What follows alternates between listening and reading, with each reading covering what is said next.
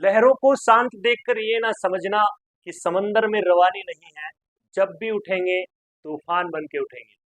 नमस्कार प्यारे विद्यार्थियों, आप सभी का मैं कौशल सोलंकी ज्योग्राफी की एक और क्लास में हार्दिक स्वागत करता हूं। हम चैप्टर नंबर 4 की बात कर रहे थे, कक्षा 12 कला वर्ग के लिए ज्योग्राफी की एक और क्लास प्राथमिक क्रियाएं पार्ट 2 में आप सभी का स्वागत है।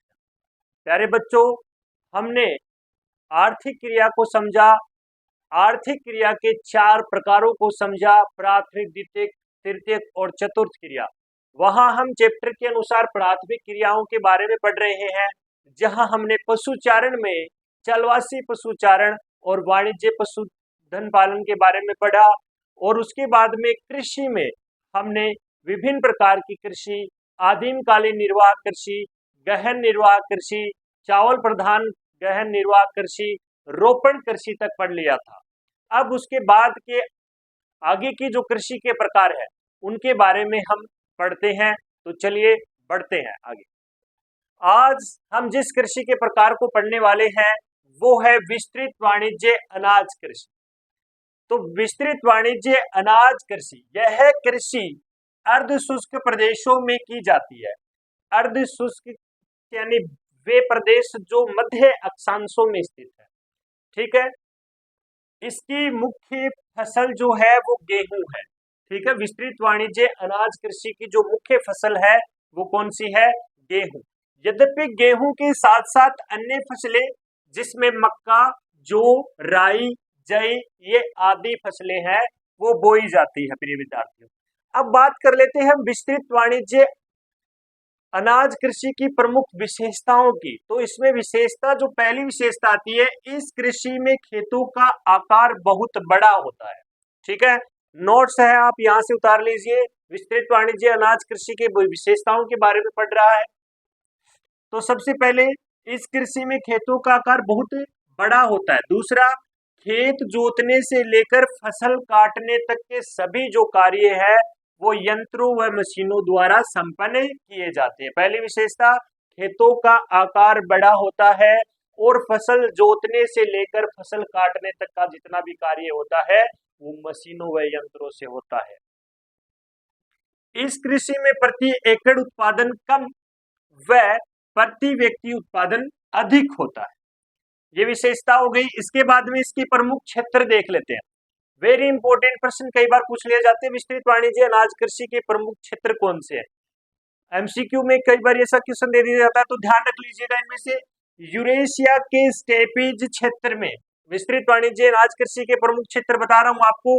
यूरेशिया का स्टेपीज क्षेत्र, उत्तरी अमेरिका का पेरिज, अर्जेंटीना का पंपाज, दक्षिणी अफ्रीका का वेल्डस, ऑस्ट्रेलिया के डाउन्स एवं न्यूजीलैंड के केटमबरी के मैदानों में यह जो विस्तृत वाणिज्य अनाज कृषि है वो की जाती है। इसके बाद में प्रिय विद्यार्थियों हम बढ़ते हैं मिश्रित कृषि। जिस प्रकार नाम से ही आप समझ पा रहे होंगे, मिश्रित का मतलब क्या हो गया कि भाई एक से अधिक फसलें हैं इसके अंतर्गत बोई जाती है। देखेंगे अपन क्या फसलें होती हैं इसमें। मिश्रित कृषि, यह कृषि विश्व के विकसित भागों में की जाती है। विश्व के विकसित भागों में की जाने वाली कृषि कौन सी है? मिश्रित कृषि है। जैसे उत्तरी पश्चिमी यूरोप में ये कृषि की जाती है, उत्तरी अमेरिका के पूर्वी भाग में ये की जाती है, और यूरेशिया के कुछ क्षेत्रों में जो मिश्रित कृषि है वो की जाती है। यहाँ पर मिश्रित कृषि की प्रमुख विशेषता देख लेते हैं। बहुत इंपॉर्टेंट क्वेश्चन यहाँ से करवा रहे हैं हम आपको। मिश्रित कृषि की प्रमुख विशेषता, कौन कौन सी विशेषता है मिश्रित कृषि की? इस कृषि में खेतों का आकार मध्यम होता है। जहां अपन ने विस्तृत वाणिज्य अनाज कृषि में खेतों का आकार बहुत बड़ा होता है, वहीं अगर अपन बात करें मिश्रित कृषि के खेतों के आकार को, तो इसमें खेतों का आकार जो मध्यम रखा गया है। वहीं हमने आदिमकालीन निर्वाह कृषि में पढ़ा था, वहां पर खेतों का आकार बहुत छोटा हुआ करता था, ठीक है। तो पहला पॉइंट क्या हो गया? इस कृषि में खेतों का आकार मध्यम होता है। दूसरा पॉइंट, इसमें प्रमुख रूप से चारे की फसलें बोई जाती है, ठीक है। चारे की फसलें बोई जाती है। क्यों बोई जाती है आगे बात करेंगे उसकी। जैसे गेहूं, जौ, राई, जई, मक्का, ये प्रमुख फसलें हैं इसके अंदर बोई जाती है। इसमें फसल उत्पादन के साथ साथ पशुपालन पर समान महत्व दिया जाता है। ये है इसकी प्रमुख विशेषता, ठीक है। मिश्रित कृषि किसे कहते हैं कि भाई जिस कृषि में फसल उत्पादन के साथ साथ पशुपालन के महत्व पर भी जोर दिया जाता है, वो क्या कहलाती है? मिश्रित कृषि कहलाती है। तो इस कृषि में जैसे फसलों के प्रकार तो आपने पढ़ लिए, गेहूं, जौ, राई, जई, मक्का, ये है। इसके अलावा जो प्रमुख पशु पाले जाते हैं उसमें मवेशी, भेड़, सुअर, कुरकुर यानी कि मुर्गा पालन जो है आय के मुख्य स्रोत है। अब अपन बात कर लेते हैं डेयरी कृषि की। डेयरी कृषि में क्या होता है? पशुपालन, पशुओं को पाला जाता है। ठीक है। इस कृषि में दुधारू पशुओं के पालन पोषण पर अधिक महत्व दिया जाता है। जाहिर सी बात है, लाभ कमाने के लिए ये कृषि की जाती है। पशुओं को एक फार्म पर पाला जाता है। ठीक है। पूंजी प्रधान होता है, पूंजी की अधिक आवश्यकता होती है, बात करेंगे अपन इसमें। ठीक है। तो इसमें जो डेयरी कृषि की विशेषता आपसे पूछ ले तो आप क्या बताओगे? इसमें कृषि में दुधारू पशुओं के पालन पोषण पर अधिक महत्व दिया जाता है प्यारे बच्चों। इसके अलावा पूंजी की आवश्यकता अधिक होती है। क्योंकि पूंजी की आवश्यकता क्यों होती है अधिक? जैसे वैज्ञानिक विधियों द्वारा पशुओं के प्रजनन पर विशेष ध्यान देना, इन चीजों में, या पशुओं के लिए छप्पर है, चारे की व्यवस्था करना, ठीक है, उनके लिए पूंजी की अधिक आवश्यकता होती है। इसके अलावा गहन श्रम की भी आवश्यकता होती है। पशुओं की देखभाल करने के लिए गहन श्रम की जो है वो आवश्यकता होती है। प्रिय विद्यार्थियों, डेयरी कृषि का कार्य नगरीय व औद्योगिक केंद्रों के समीप ताजा व अन्य उत्पादन उपलब्ध करवाना है। ताजे दूध की व्यवस्थाएं जो है शहरी क्षेत्रों में जो है ये डेयरी कृषि उपलब्ध करवाती है। इसके प्रमुख क्षेत्र, अपन 3 बड़े क्षेत्रों की बात करें तो उत्तरी पश्चिमी यूरोप, कनाडा और न्यूजीलैंड है। सागरीय कृषि, यह कृषि एक विशिष्ट प्रकार की कृषि है। विशिष्ट प्रकार की कृषि है। इस कृषि का विस्तार भूमध्य सागर के समीपवर्ती क्षेत्रों में है। ठीक है। इस कृषि की जो प्रमुख विशेषता है, कौन सी कृषि की? भूमध्य सागरीय कृषि की जो प्रमुख विशेषता है वो है खट्टे व रसदार फलों की कृषि। ठीक है। प्रमुख रूप से अंगूर की कृषि इस कृषि की प्रमुख विशेषता है, जिसमें अच्छे किस्म के जो अंगूर है उससे मदिरा व निम्न किस्म के जो अंगूर है उनसे किशमिश बनाई जाती है। ठीक है। बस याद रखने के लिए छोटी सी चीज, भूमध्य सागरीय कृषि विशिष्ट प्रकार की कृषि है। खट्टे व रसदार फलों की इसमें कृषि की जाती है। इसके अलावा अंगूर की कृषि इसकी विशेषता है, जिसमें अच्छी अंगूरों से मदिरा व निम्न प्रकार के अंगूरों से जो है वो किशमिश बनाई जाती है। उसके बाद में ट्रक कृषि में अपन चलते हैं। ट्रक कृषि, जिन प्रदेशों में कृषक केवल सब्जियां पैदा करते हैं वहां इस कृषि को ट्रक कृषि के नाम से जाना जाता है। इसे बाजारी कृषि के नाम से, उद्यान कृषि के नाम से, ट्रक कृषि के नाम से जाना जाता है। अब इसे ट्रक कृषि के नाम से क्यों जाना जाता है, इसकी बात अपन कर ले तो इसमें क्या होता है? ट्रक द्वारा एक रात में दूरी तय करके, ठीक है, जहां से सब्जियां बोई जाती है वहां से सब्जियां तोड़कर ट्रक में लाद कर एक रात में वो दूरी तय की जाती है जहां तक सब्जियों को पहुंचाया जाता है। ठीक है। इसलिए इसको क्या कहा जाता है? ट्रक कृषि कहा जाता है। फिर बात कर ले अपन सहकारी कृषि की।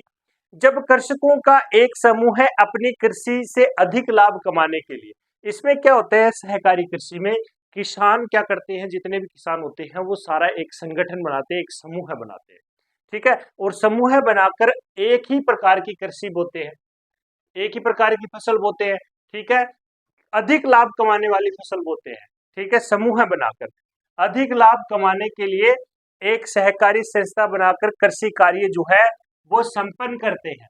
वही बात कर लूं मैं सहकारी आंदोलन की, तो यह आंदोलन 1 शताब्दी पूर्व पश्चिमी Europe, Denmark, Netherland, Belgium, Sweden व इटली में चलाया गया था। सहकारी कृषि में सहकारी आंदोलन आता है 1 शताब्दी पूर्व, ये पश्चिमी यूरोप के देशों में चलाया गया। किन किन देशों में चलाया गया? याद रखना है बेटा, Denmark, Netherland, Belgium, Sweden, Italy में चलाया गया। और सबसे अधिक सफलता सहकारी आंदोलन को कहा मिली? डेनमार्क में मिली थी। इसके बाद में आती है सामूहिक कृषि। छोटी सी चीज है, इसमें क्या है कि जो उत्पादन जो होता है, फसल उत्पादन जो होता है उसका स्वामित्व संपूर्ण समाज व सामूहिक श्रम पर आधारित होता है। सामूहिक कृषि को सोवियत रूस के अंदर, सामूहिक कृषि को याद रखिएगा, सोवियत रूस के अंदर जो है वो कोलखोज नाम से जाना जाता है। अब बात कर लेते हैं अपन प्राथमिक क्रिया के लास्ट पॉइंट की, जिसका नाम है खनन। खनन भी प्राथमिक क्रिया का एक उदाहरण है। खनन क्या होता है? भूपर्पट्टी से मूल्यवान धात्विक व अधात्विक खनिजों को निकालने की जो प्रक्रिया है उसको क्या कहते हैं? खनन कहते हैं। उपस्थिति व अवस्था व अयस्क की प्रकृति के आधार पर, दोबारा इस लाइन पे ध्यान दीजिएगा, उपस्थिति व अवस्था एवं अयस्क की प्रकृति के आधार पे खनन दो प्रकार के होते हैं। धरातलीय खनन होता है और भूमिगत खनन होता है। धरातलीय खनन को क्या कहा जाता है बेटा? विवर्त खनन कहा जाता है। ठीक है, यह खनन अपेक्षाकृत आसान व सुरक्षित होता है, क्योंकि धरातलीय खनन है, धरातल में ज्यादा खुदाई करने की आवश्यकता नहीं है, ऊपरी भाग पर ही जो अपने को खनन कार्य है वो अपना संपन्न हो जाता है। इसमें सुरक्षात्मक उपकरणों पर अधिक खर्च करने की आवश्यकता नहीं होती है, ये अधिक जोखिम भरा नहीं होता है। जबकि बात अपन दूसरे प्रकार की कर ले, भूमिगत खनन की, जिसको कूप के खनन भी कहा जाता है, तो खनन का यह प्रकार जोखिम पूर्ण होता है। इसमें सुरक्षात्मक उपायों पर खर्च अधिक होता है व दुर्घटनाओं की संभावना बनी रहती है। तो प्यारे बच्चों, ये था आपका चैप्टर नंबर 4 प्राथमिक क्रियाएं।